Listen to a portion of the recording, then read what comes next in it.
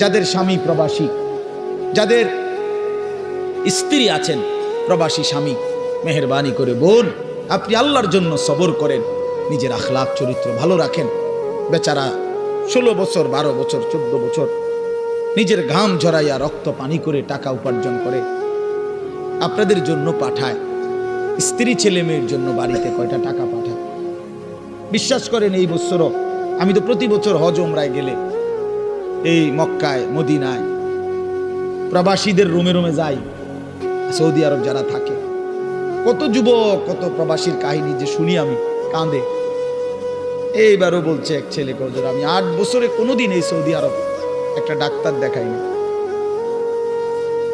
এই একটা দুইটা ব্যথা বেদনার ওষুধ খাইয়া পড়ে থাকি, শরীরটা খারাপ করলে কেন, এই বুকে আগলাইয়া টাকাটা জমায় রাখি, ওষুধপত্র কিনলে টিনলে যদি টাকা খরচ হয়ে যায় বাড়িতে বউ বাচ্চার জন্য পাঠাবো কেন।